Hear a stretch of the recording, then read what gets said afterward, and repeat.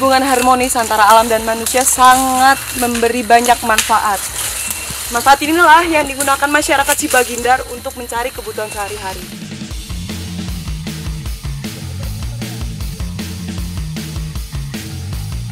Pak, nggak enak. Lebih pahit dari pari nih, Pak.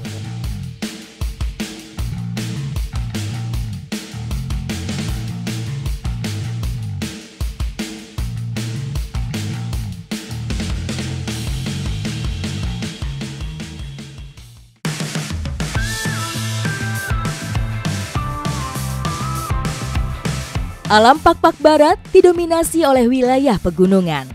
Terdapat lebih dari 100.000 hektar hutan yang berfungsi sebagai daerah resapan air. Beberapa hasil hutan non-kayu seperti getah kemenyan dan rotan dikelola masyarakat dengan teknik pertanian tradisional.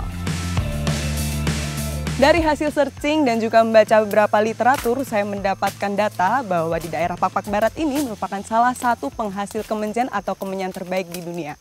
Nah, kali ini saya bersama dengan bapak-bapak dari Kute Junga akan mengikuti proses panen sekaligus juga perawatannya. Ikuti jejak saya, jejak petualang. Berkemenjen adalah istilah warga lokal untuk aktivitas menyadap getah kemenyan. Berbekal perlengkapan sederhana bersama para petani kemenyan, saya semakin jauh melangkah membelah lebatnya hutan yang semakin rapat. Pencarian kami berujung pada satu batang pohon kemenyan yang sudah siap panen. Ternyata pohon kemenyan ini tumbuhnya itu bukan di perkebunan, tapi memang tumbuh di hutan liar seperti ini. Dan dia tumbuhnya itu juga bersama dengan tumbuh-tumbuhan lainnya. Makanya bentuknya pun beda, terus ukurannya juga berbeda-beda. Kemenyan tumbuh baik di tanah berhumus dan ketinggian 500 sampai 1.500 meter di atas permukaan laut. Semakin tua usia pohon, semakin banyak getah yang dihasilkan. Nah, jadi usia dia bisa dipanen itu sekitar 4 sampai 5 bulan. Nah, yang tua-tua tuh yang kayak gini tuh. Yang warnanya udah agak kecoklatan, ini bagus nih kualitasnya. Terus kalau yang masih muda tuh warnanya tuh masih agak bening-bening, ada putih-putihnya juga. Wah, ini dia getahnya yang besar. Dari getah ini yang sebesar ini nanti bisa menentukan harganya. Getah pohon kemenyan bernilai ekonomi tinggi karena memiliki kandungan aromatik dan sifat khas yang banyak digunakan dalam industri parfum, dupa, dan pewangi ruangan. Ini baru pertama nih saya lihat alat tradisional seperti ini yang dipakai buat manjat pohon kemenyannya. Jalu-jalu, tangga tradisional yang digunakan untuk memanjat pohon kemenyan. Terdiri dari balok kayu dan simpul tali yang berfungsi sebagai tangga. Karakter pohon yang menjulang dan nyaris tanpa batang mengharuskan para petani menggunakan alat bantu ini untuk menjangkau pohon bagian atas. Melihat pohon yang tinggi dan juga tanpa cabang ini ternyata alat jalu-jalunya cukup efektif buat abangnya. Apalagi ngelihat dia duduk kayak gitu tuh posisi nyaman banget. Walaupun kondisinya menggantung. Jalu-jalu cukup praktis digunakan. Berbeda dengan tangga bambu, tangga tradisional ini lebih mudah dibawa dan dipindahkan dari pohon satu ke pohon lain. Abangnya udah turun, berarti saya mau langsung coba ini. Kata abangnya sih tadi nyaman ya, tapi nggak tahu kalau saya nyoba kira-kira nyaman nggak.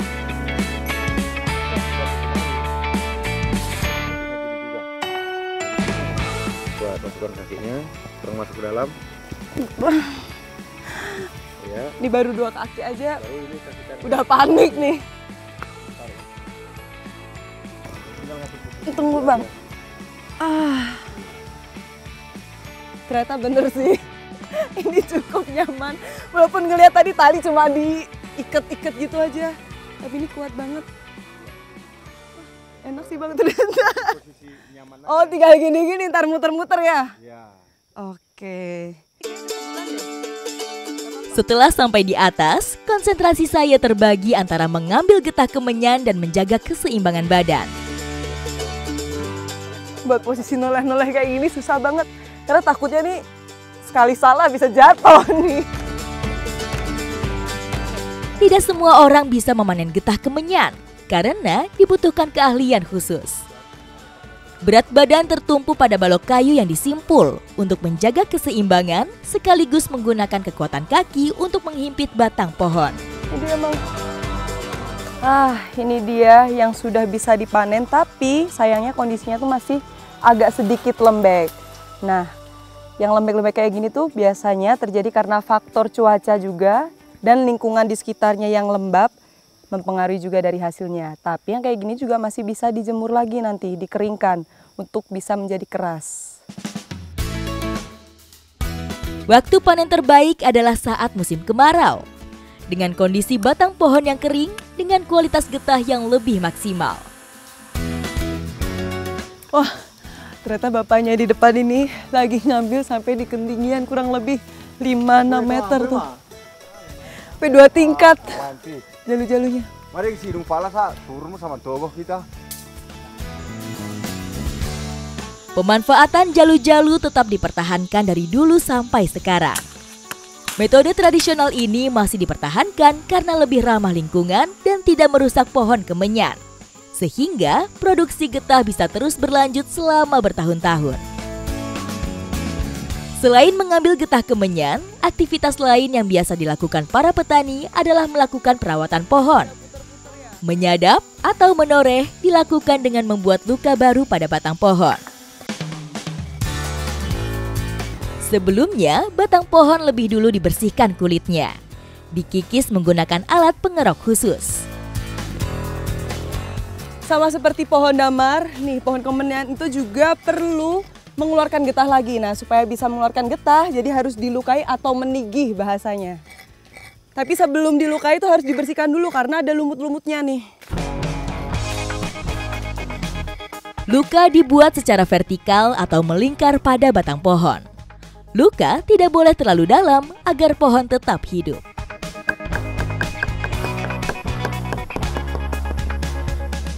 Dipukul-pukul ini tadi fungsinya supaya ada rongga di dalam pohonnya. Nah, nanti kalau sudah berongga, disitulah akan keluar getahnya. Petani harus menunggu 2-3 bulan sebelum getah siap dipanen. Selama waktu ini, luka pada batang diperbarui agar produksi getah tetap optimal. Pak, kesini kita ya, Pak. Tidak hanya sebagai sumber ekonomi, keberadaan pohon kemenyan juga membantu menjaga keseimbangan ekosistem, mencegah erosi, sekaligus menjadi habitat bagi berbagai flora dan fauna. Kita sudah selesai panen dan sekarang hasilnya mau kita bawa pulang. Sudah, Pak? Oke, Pak. Getah kemenyan hasil panen tidak langsung dijual. Sesampai di rumah, para wanita melanjutkan tugas untuk memilah hasil panen berdasarkan jenis dan ukuran. Kemenyan yang sudah dipanen ini masih harus disortir dan juga dibersihkan dari kayu-kayu yang masih menempel. Karena nanti kalau masih ada kayunya, itu harganya jadi berbeda. Sebagian besar petani di Pakpak Barat menggantungkan hidupnya dari hasil getah kemenyan. Kemenyan menjadi komoditas bernilai tinggi yang dijual ke pasar lokal maupun diekspor ke luar negeri seperti India, Tiongkok, dan negara Timur Tengah.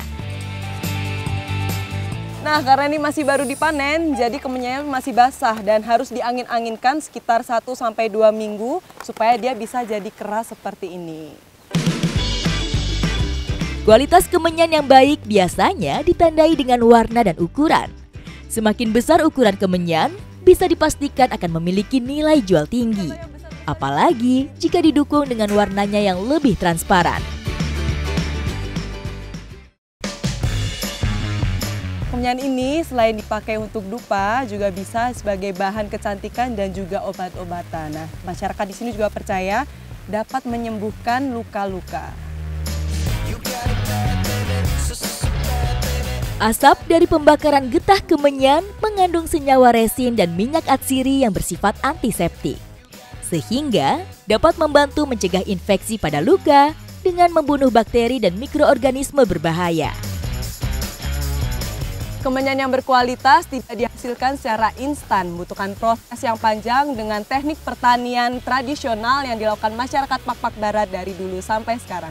Ikut jejak saya, jejak petualang.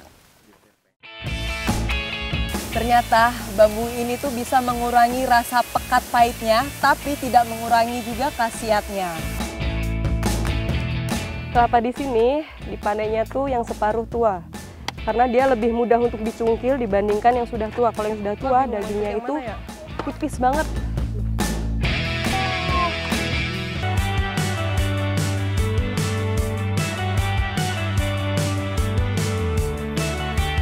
Menjejakkan kaki semakin dalam masuk ke lebatnya rimba, membawa saya dalam petualangan mencari keberadaan tanaman herbal. Mengakhiri aktivitas dari pekerjaan yang berat, biasanya masyarakat di sini tuh punya ramuan khusus yang berbahan dasar dari alam. Nah, ramuan ini tuh katanya bisa membuat bugar kembali, jadi stamina jadi bertambah lagi. Katanya juga nggak cuma laki-laki saja yang bisa minum, tapi perempuannya juga. Saya jadi penasaran rasanya kira-kira gimana ya? Ikuti jejak saya, jejak petualang. Ini ranting apa biasanya? Diperlukan ketelitian untuk menandai keberadaannya. Kondisi hutan yang rapat membuat pencarian kami menjadi lebih sulit. Kalau dilihat emang pohon trusnipi ini tuh nggak ada beda sama pohon-pohon lainnya. Bahkan batangnya pun juga warnanya coklat, ada lumut-lumutnya. Cuman ternyata yang membedakan itu di bagian cabangnya. Cabangnya pohon ini itu cuma maksimal 2-3. Terus dia menjulang sampai tinggi dan kalau mau dilihat lebih dekat lagi dari daunnya nanti. Trusnipi atau pasak bumi biasanya tumbuh secara terpisah dan tidak berkelompok rapat. Sebelum mengambilnya, lebih dulu kami harus memastikan kami tidak salah pilih. Ini tapi bisa langsung dicoba, Di. Rasa pahit pasak bumi dipengaruhi karena kandungan senyawa kuasinoid, yaitu senyawa kimia alami yang bersifat anti malaria, antioksidan, dan anti-inflamasi. Ini dia daun trusnipi. Warnanya hijau, mirip kayak daun-daun biasa, tapi di dalamnya ini tuh banyak banget serat-seratnya. Saya mau ngeliat seratnya. Wih, ternyata tuh banyak seratnya, padat-padat kayak ada bulu-bulunya. Nah, untuk memastikan, nih saya mau langsung coba rasain gimana rasanya.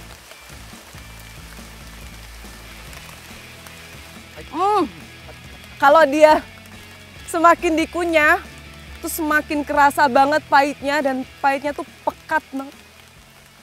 Pak, nggak enak. Ini lebih pahit dari pari nih, Pak. Tidak hanya batang dan akar, warga setempat juga biasa mengambil dan meramu daunnya untuk obat. Dipercaya semua bagian dari tumbuhan ini memiliki khasiat untuk kesehatan badan. Pahit banget. Yang namanya obat pasti pahit. Ini juga ini. Ya. Apalagi yang ini apa ya? Daunnya aja pahitnya udah minta ampun, apalagi batangnya nih. Oke Pak, kita bawa. Sebelum menutup aktivitas sehari penuh, bersama warga lokal, saya sedang membuat racikan minuman untuk kesehatan. Kali ini ramuan yang kita pakai itu ada daun dan juga batangnya. Jadi biar semakin mujarab, hilang-hilang semua capek-capeknya. Jadi besok kalau kerja itu lebih semangat lagi. Berbeda dengan ramuan untuk pengobatan, ramuan pasak bumi dibuat tanpa menambahkan bahan lain. Ini dia bahan utamanya trusniti atau biasa disebut juga pasak bumi. Nah ini bisa disimpan lama banget daripada daunnya. Jadi kalau punya batangnya tuh bisa berkali-kali dipakainya. Tapi kita pakainya bakal sedikit-sedikit aja karena emang ini pahitnya tuh pekat banget. Wah udah mendidih airnya. Ini mau dimasukkan langsung? Iya, dimasukkan langsung. Proses perebusan bertujuan untuk melarutkan senyawa yang terkandung dalam pasak bumi. Dalam waktu kurang dari 20 menit, ramuan kesehatan yang kami buat sudah jadi. Oke, ramuannya sudah matang. Nih, kita langsung mau cobain.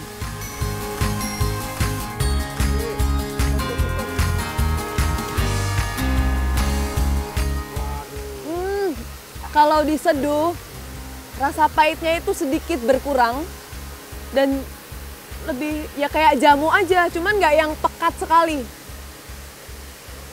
Enak Pak, kalau kayak gini enak jadinya. Itu karena minumnya dari bambu dia. Oh gitu.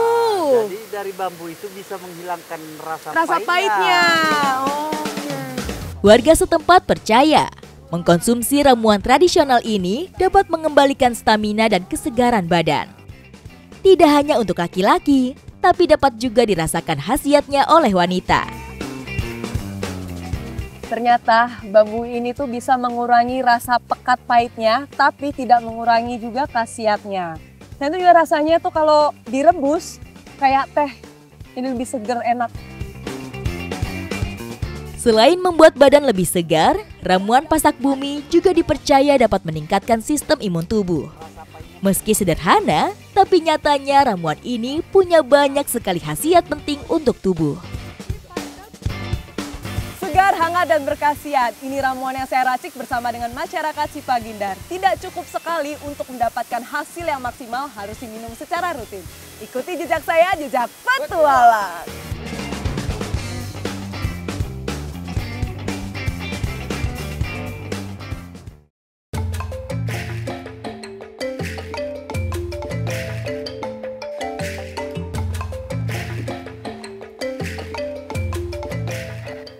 Aliran pasang surut air laut dimanfaatkan masyarakat Seit Sembilang sebagai akses mengangkut hasil panen kelapa.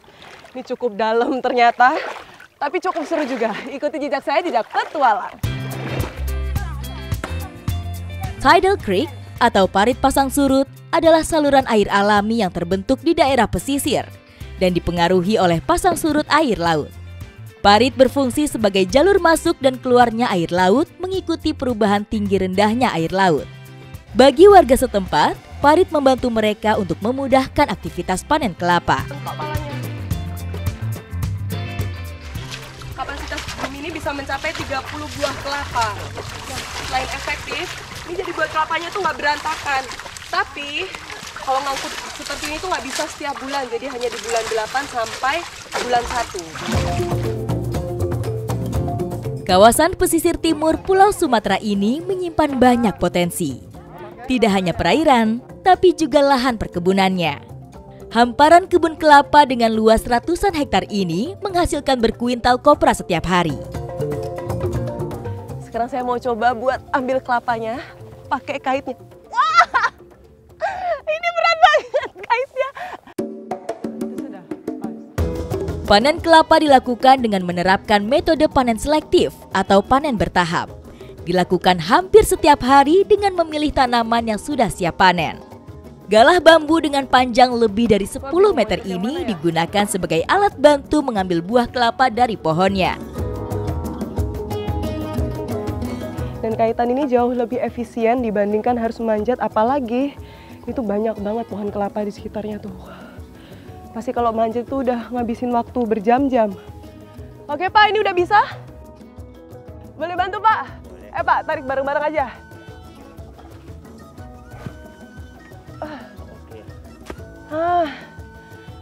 Ternyata walaupun dengan kaitan ini harusnya lebih mudah, tapi menurut saya ini tetap sulit. Dan memang harus terlatih, udah terbiasa nih kayak bapaknya. Kelapa dipanen setelah mencapai kematangan optimal, yaitu setelah berumur 10 sampai 12 bulan sejak bunga mekar. Dihasilkan buah kelapa tua dengan kualitas daging buah tebal dan keras. Alat kait ini juga jauh lebih efisien lagi karena dia tuh bisa ngambil secara banyak, jadi nggak cuma satu-satu aja tuh. Makanya tadi dapatnya langsung berapa biji tuh. Dapat 5 ya Pak? Dalam kegiatan panen, laki-laki dan perempuan semua mendapat peran. Setelah buah kelapa terkumpul, kelapa selanjutnya dibelah untuk memisahkan tempurung dan daging buahnya. Sebagai bahan kopra, kondisi kelapa saat dipanen akan sangat menentukan kualitas dan harga jualnya. Kelapa di sini dipanennya tuh yang separuh tua. Karena dia lebih mudah untuk dicungkil dibandingkan yang sudah tua. Kalau yang sudah tua, dagingnya itu tipis banget. Sejak lama, daerah pesisir Pulau Sumatera telah diakui sebagai penghasil kelapa berkualitas bagus. Memiliki daging kelapa yang tebal dengan kandungan minyak yang tinggi. Bagi warga lokal, kegiatan belah dan cungkil daging kelapa adalah rutinitas. Tak heran, mereka sangat lihai mengerjakannya. Ternyata sulitnya itu karena dia agak sedikit keras. Harus agak sedikit kuat juga buat nyongkelnya. Terus ini pisaunya tajam jadi agak harus hati-hati. Demi menjaga kualitas, warga lokal juga terbiasa membersihkan kulit ari daging buah kelapa. Khususnya untuk daging kelapa sebagai bahan olahan makanan. Karena teksturnya yang kasar dan berserat, akan membuat hasil olahan dari bahan kelapa menjadi kurang maksimal. Nah, hasil yang bersih seperti ini yang sudah dikoncek nanti akan dikirimkan ke Tengkulak. Ini taruh mana Bu yang sudah? Selain usia dan jenis pohon kelapa, kondisi alam juga sangat berpengaruh pada jumlah hasil panen. Curah hujan, suhu, dan kelembapan yang ekstrim dapat menghambat produksi buah kelapa. Meski begitu, warga setempat paham betul dengan perubahan kondisi alam, termasuk memanfaatkannya untuk memudahkan aktivitas pengangkutan hasil panen. Ternyata drum ini tidak hanya dipakai untuk mengumpulkan hasil panen, tapi biasanya juga masyarakat pakai untuk bisa mengantarkan hasil panennya sampai keluar kebun menuju ke Tengkulak. Di lahan perkebunan yang tidak semuanya terakses kendaraan bermotor, para petani memanfaatkan aliran parit untuk akses transportasi. Menggunakan drum, hasil panen dibawa keluar kebun menuju tempat parkir kendaraan. Kita sudah berada di ujung aliran parit dan ternyata keberadaan parit ini tidak hanya membuat lahan perkebunan menjadi subur, tetapi juga sangat membantu kegiatan masyarakat. Selain mendatangkan ekonomi, warga desa Sei Sembilang juga mengambil manfaat langsung dari hasil pertanian buah kelapa. Sedikit sulit karena saya belum terbiasa, tapi ibu-ibu di sini udah jago banget kalau buat parut kelapa kayak gini. Nah, ini nanti parutan kelapanya akan dipakai untuk membuat minyak, tapi bukan yang dimasak, melainkan untuk kesehatan rambut. Berada jauh dari pusat kota tidak menghalangi wanita setempat untuk menjaga dan merawat kecantikan rambut. Dengan memanfaatkan daging buah kelapa, mereka rutin meracik minyak kelapa murni. Bedanya ya kalau sudah biasa sama belum nih. Ini saya cuma sisa 2 dan juga masih banyak sekali nih kelapa-kelapanya, beda sama ibu. Ibu udah dapat 4 batok kelapanya bersih semua, nggak ada sisa. Minyak kelapa dibuat dari bahan daging kelapa dengan kualitas bagus, yaitu daging buah kelapa yang tebal dengan kandungan minyak yang tinggi. Untuk membuat minyak, air yang dibutuhkan itu cukup sedikit saja, berbeda kalau buat masakan. Dan juga nih pas kebetulan banget kelapanya kelapa muda, jadi santannya tuh banyak. Aktivitas membuat minyak kelapa menjadi waktu yang ditunggu oleh para ibu-ibu di sela kesibukan mereka. Kegiatan ini sekaligus menjadi ajang berkumpul dan saling bertukar cerita. Santannya ini akan dimasak sampai airnya dia habis dan tinggal minyaknya saja dan ampas minyaknya. Berbeda dengan proses fermentasi santan untuk menghasilkan VCO, minyak kelapa dibuat dengan cara dimasak untuk memisahkan air dan minyaknya. Setelah ditunggu beberapa saat, minyaknya sudah mulai keluar dan juga ampas minyaknya sudah mulai terpisah. Kalau sudah kayak gini, sebentar lagi bisa diangkat. Hasil dari proses memasak adalah minyak kelapa dan ampas kelapa atau blondo. Blondo memiliki rasa gurih yang sering digunakan dalam pembuatan kue dan sebagai tambahan bumbu masakan. Sambil menunggu minyaknya dingin, menikmati blondo menjadi aktivitas yang menyenangkan. Ternyata nggak cuma minyaknya saja yang bisa dipakai, tapi ampas minyaknya ini bisa dimakan. Rasanya manis kayak kacang. Ayo Bu, makan Bu. Agak panas tapi ya.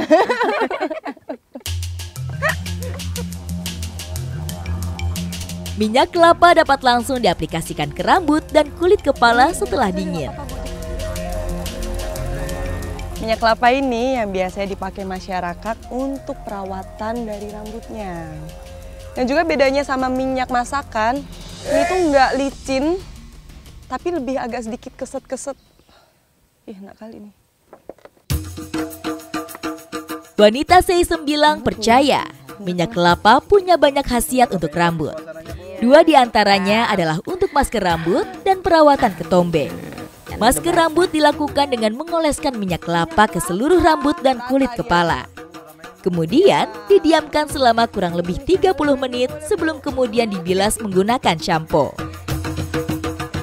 Wah, yang cocok kalau buat perawatan rambut. Dicium gini, Bu. Jadi sehat Nah, udah rambutnya. Harum, kan? Cium, harum kan? Kelapa baunya Bu ya? Iyalah. Ya mirip-mirip agak ampas minyak ya. Minyak kelapa juga dipercaya dapat menghindarkan kulit kepala dari ketombe. Caranya dengan memijat kulit kepala bersama dengan minyak kelapa.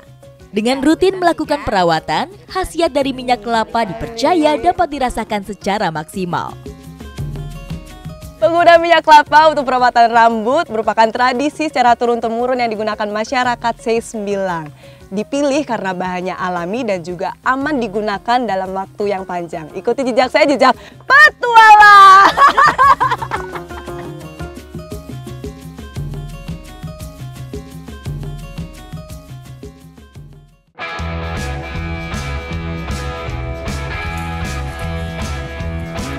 Jadi kita nggak boleh pas di depan rotanya langsung, harus ada di sampingnya.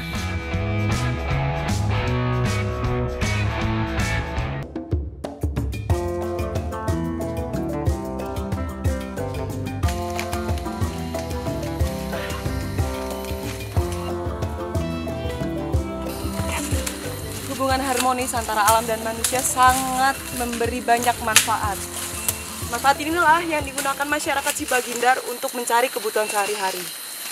Sekarang saya sedang menyusuri hutan untuk mencari rotan. Ikuti jejak saya, jejak petualang.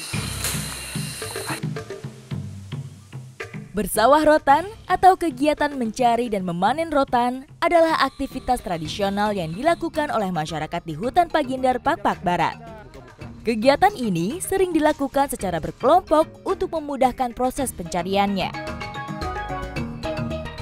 Ini dia pohon rotanya, dia memiliki duri di bagian batang-batangnya, gunanya untuk perlindungan diri. Ini tumbuhnya merambat dan panjangnya tuh bisa sampai 30 sampai berapa? 40. Sampai 40 meter. Ini baru akarnya aja nih, baru bagian bawah-bawahnya nih, belum sampai ke atasnya kita. Panen rotan dilakukan secara selektif dengan menyisakan bagian tanaman untuk regenerasi. Hanya rotan yang telah berumur lebih dari 6 tahun yang dipanen. Salah satu tandanya jika telah memiliki panjang lebih dari 10 meter. Jadi kita nggak boleh pas di depan rotannya langsung, harus ada di sampingnya. Jadi kalau pas ditarik, takutnya nanti pohon yang sudah tua akan jatuh dan nanti durinya tuh bisa kena ke kita. Jadi biar nggak kena, kita ambil sampingnya. Akar dan pangkal rotan sengaja dibiarkan agar dapat tumbuh kembali untuk menjaga kelestariannya. Jadi ngebukanya tuh nggak boleh nanggung waktu megang batang-batang kecilnya ini. Karena kalau nanggung, tuh jadi berdarah-berdarah dia. Baru dibengkokkan juga dia ini. Coba dulu. Harus penuh dengan keyakinan memang ya Pak ya. Iya.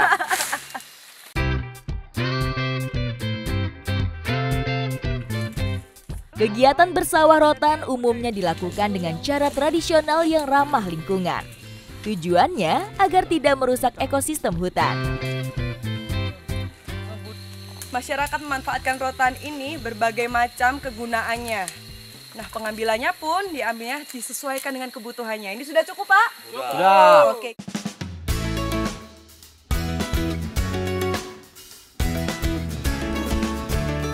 Masyarakat Sipagindar menjaga hubungan harmonis dengan alam, termasuk mengambil manfaat dari tumbuhan hutan dengan bijak sebagai bahan membuat pondok kebun.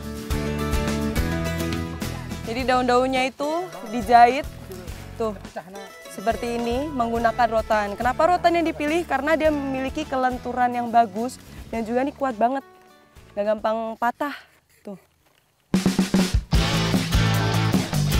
Rasa kebersamaan dan gotong royong menjadi salah satu identitas masyarakat Sipagindar. Atap rumbianya sudah jadi, sekarang mau kita pasang langsung. Pak. Selain daun rumbia, rotan menjadi bahan penting dalam membuat pondok kebun. Sifat lentur dan kuat dari rotan dimanfaatkan untuk mengikat pasak dan tiang. Selain dipakai untuk menjahit atap, rotannya juga dipakai untuk menjahit yang di sini nih. Jadi buat diikat supaya dia lebih kencang dan nggak turun-turun, nggak jatuh-jatuh nanti. Perbaikan rumah kebun rutin dilakukan untuk menyambut masa tanam. Teduh, nyaman dan juga sejuk itu yang saya rasakan berada di pondok yang sudah diperbaiki ini. Dan semuanya ini berasal dari alam. Ikuti jejak saya, jejak petualang.